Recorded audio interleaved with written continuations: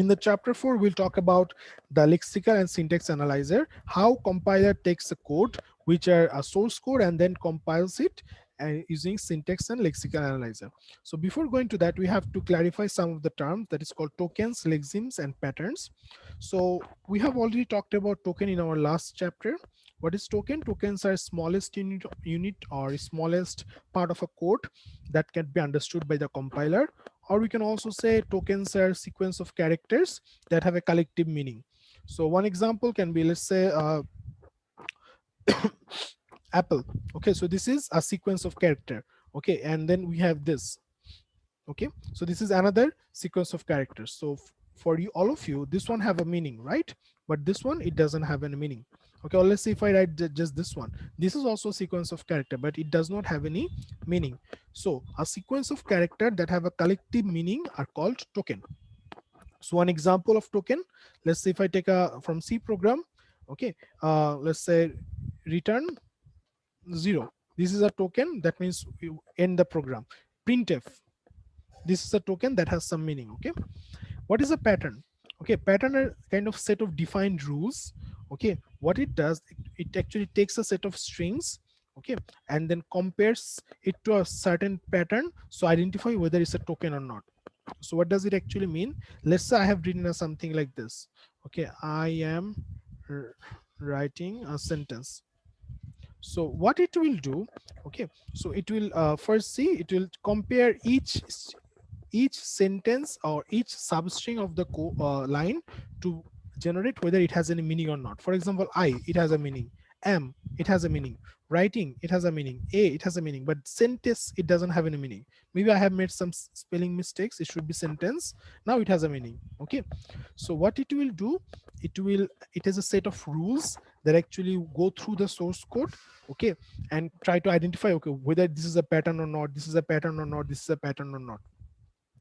Now let's say I am writing a normal printf. Okay, so printf hello. So this is a normal syntax for the printf. Okay, then I am writing declaring variable integer a. So there are different types of tokens, as we have studied in the last chapter. There are keywords, there are identifiers, okay, then there are operators, operands, and so on. So each of the tokens, okay, they actually are different types. So if I focus here, integer a, this is a variable declaration, or we can say this is an identifier.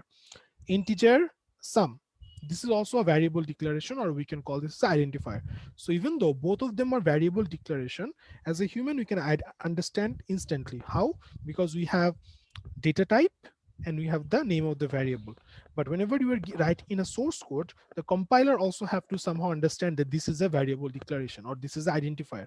So how the compiler does it? So compiler has a set of rules that if you find a keyword integer following by a space and then a name followed by a semicolon, that means it's an identifier.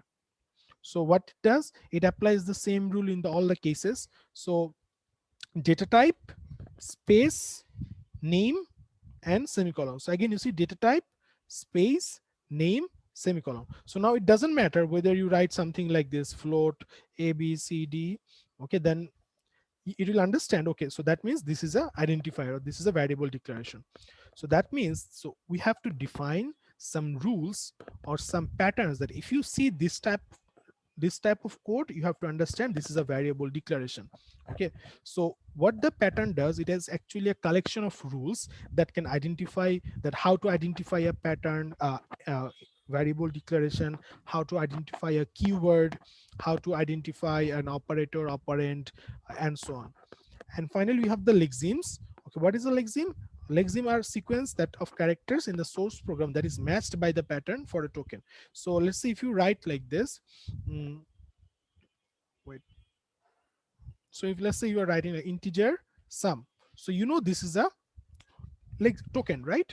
Okay, but if you write something like this, integer integer sum, this is actually not a token, right? Because there's a mistake here. So these are all lexemes. Okay, so a lexeme can be a token, might not be a token. Okay, so after you take a lexeme and apply different patterns, and then you get the tokens. So to summarize it, we have the next slide. First we have the lexemes, the source code that we write, okay, sequence of characters matched by the pattern to forming the token. Then we have the patterns, that a set of rules that define a token, that if you see this type of declaration, this is identified. If you see this is a keyword, and so on. Then you have the token, a meaningful collection of characters that could be understood by the programming language. So here's an example. So x equals to a plus b into 2. So first of all of them are lexemes. Okay, ax equals to a plus b into 2. Everything is here is a lexeme. Okay, but out of this lexemes, okay, which one a token? Luckily in this one, all of them are defined. So x is the token, that is a variable name. So it's called identifier 0. So when we have a variable name, okay, we call it identifier. Then equals to is a sign, so equals to here. Then a is another identifier. Then plus is another operator, and then we have the b, that is another identifier. So each variable name, okay, is called an identifier. And then into sign, and finally 2, that is another identifier. So if let's change this a little bit. Okay, instead of writing this, let's write something like this. Okay, so after 2, let's say let me add plus. Okay, now let's say like uh, yeah, got it. So let's say write sum.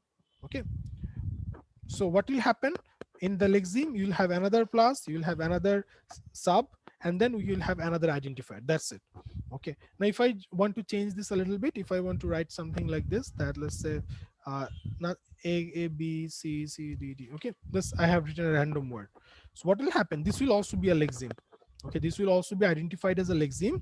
Okay, so here you will add this lexemes, this one will come here, but in this one it will not be a token because it's not making any sense. It's not an identifier.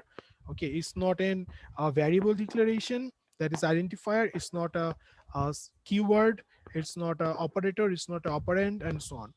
So in this way, what the compiler does, it first take a code, divide into sequence of lexemes. Okay, and then from this lexemes it applies the pattern, that okay, if I find this pattern, this is an integer keyword. If I find this pattern, this is a constant. If I find this pattern, this is the operator. So it identifies different tokens. So the whole process is done, it's called lexical analysis. So it starts with a system called lexical analyzer, which is essentially a pattern matcher. So it knows all the rules that in a source program, whatever you write, okay, it knows that, okay, this means that, this means this. So if I see semicolon, that means the line is ended. If I see only a declaration, that means it's a identifier. So it has all the rules, lexical analyzer. So what it does, it's a pattern matcher, attempts to find a substring of a given string of characters that matches a character pattern. So let's see if I write a line like this.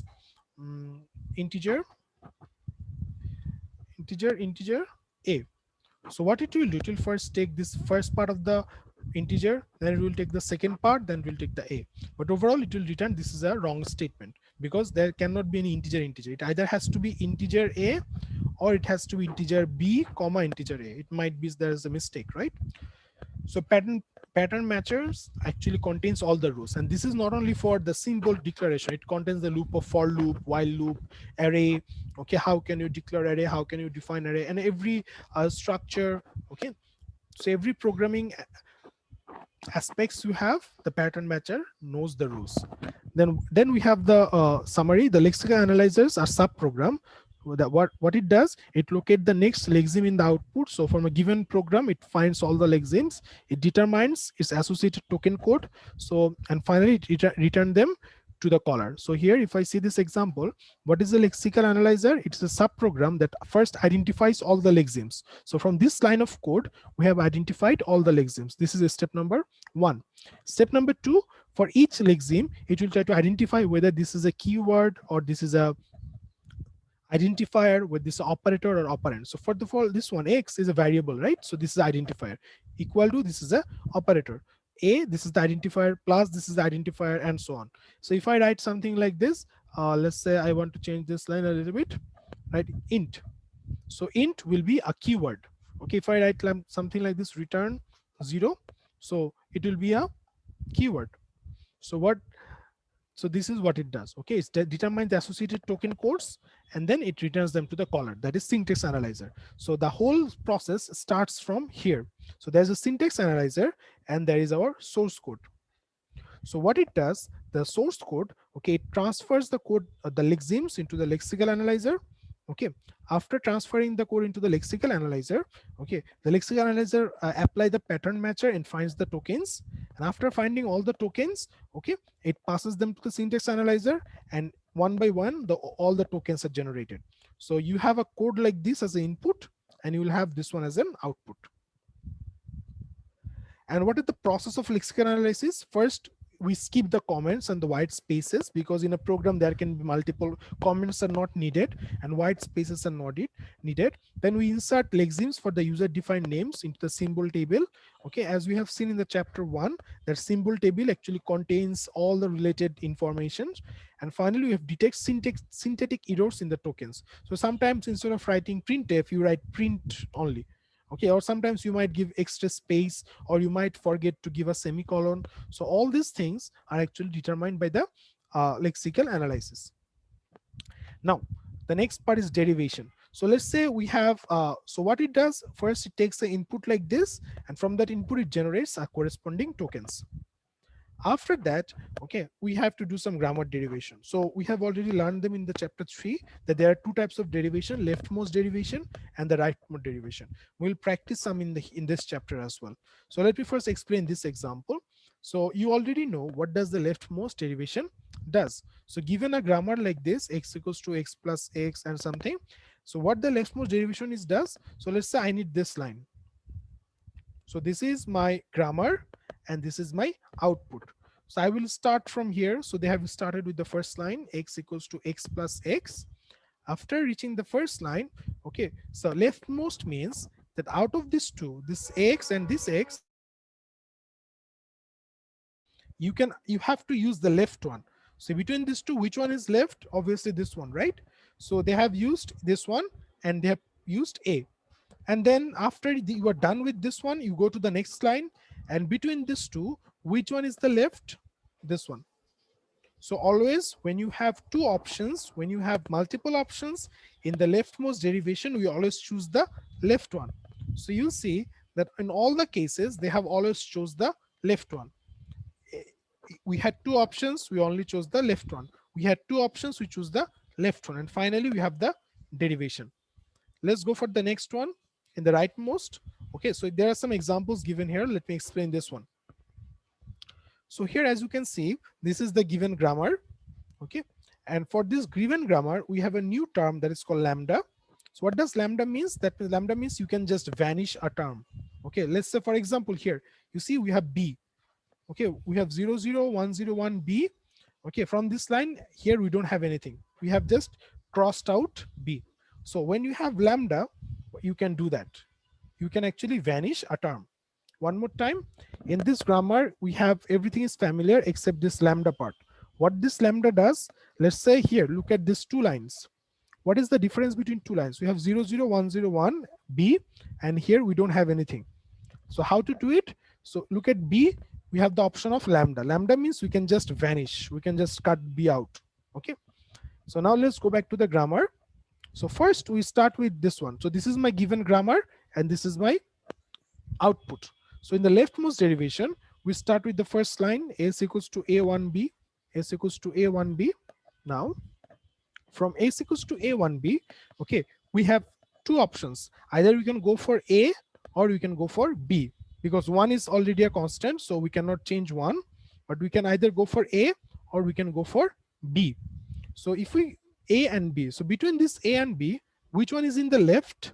If you see a is in the left, that means I will apply on a. So what they have done, between these two, they have applied on a, and from a they have written 0a. So here, as you can see, it's written 0a. b is still same as it is. Then again in this second line, we have two options, a and b. Okay, and between these two, okay, we have again chosen to work with a. So here again they have used a equals to 0a. And again after you have got 0 0, okay, then they again used one lambda. So a, they have vanished a. So you see in the next line there is no a. So I can go on like this, but it needs you to practice. So let's try to practice one. Okay, so you always have to focus on the what they actually want as an output. Okay, so as soon as you keep matching with the output, there should not be any problem. Now let's look at the rightmost one. So here again we have the A1B, same as the leftmost, but what we do in this time, between A and B, in this one we started working with this one left, that is we started working on A, but here we will start working on B. The A will not be touched, we'll work with B. So we have written B equals to 0B. So here B equals to 0B. Then again, between these two, A and B, which one is the right one? This B is the right? So again, we start working on B. So B equals to 1B. This time we write B equals to 1B. And then after this, when we see that, okay, we already have 101, 101, so we just emit B. So B is gone. Now we already have one left, that is A. So obviously, when we have one, we have to work with that, and so on. There are some other examples given. You should practice this. Okay, so there are two other examples given for both leftmost and the rightmost side by side. So you can practice from here. After you practice with leftmost and rightmost, you can see that this is a different grammar for the same cases. And here they show that for the same grammar, we can have two different derivations depending on how you want to proceed. So after you are done with all this practice, okay, you should have a clear idea. Okay, and then if you still face any confusion, let me know in the next class. So now the next step, that is syntax analysis. Okay, so we have seen that from here, the syntax analyzer is the main that calls the lexical analyzer function, which generates the tokens. So far we know about lexical analyzer that generates the token by using the pattern rule. So what actually the syntax analysis does? Okay, so what it does is called a parser. So syntax analysis is often called parsing, and it discovers the derivation of a string. So whenever you write something, what it actually means or how it should be interpreted, that is done by the syntax analysis. So it has two approaches, like top-down parsing or bottom-up parsing. So let me show you the example of top-down and bottom-up. So here is one example of top-down parsing. Okay, so you will be given a grammar and you have to give an input string, and what you will do from the grammar, step by step, you will generate the output string. So here, as you can see, here is the given grammar and here is the expression. So what we are doing, look at the left side of the screen. Okay, step by step we are generating the output. See, so we are trying, and finally, after all the steps, finally we have generated the output. So this is the given grammar, and this is finally a successful parse. So we have started with this expression, and finally we have our output. So what it did, it actually done a derivation. Now I'm not sure whether you have noticed, but there was actually a problem here. What was the problem? Look at here. So it started normally. Okay, it started with leftmost derivation. Here, as you can see in the slide, the top-down parser, okay, they are based on leftmost derivation, and the bottom-up parsing, they're dependent on the reverse rightmost derivation. So not only rightmost, reverse rightmost. So we have to learn about that as well. So for now, let's focus on this one, the leftmost, the easy one. Okay, so I will come to this definitions later. So let's look at what happens here. Okay, so we start with this. Okay, expression. So only one.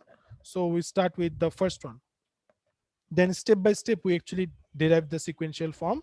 So we write expression equals to expression plus term. Okay, so from this grammar, okay, we're using this grammar.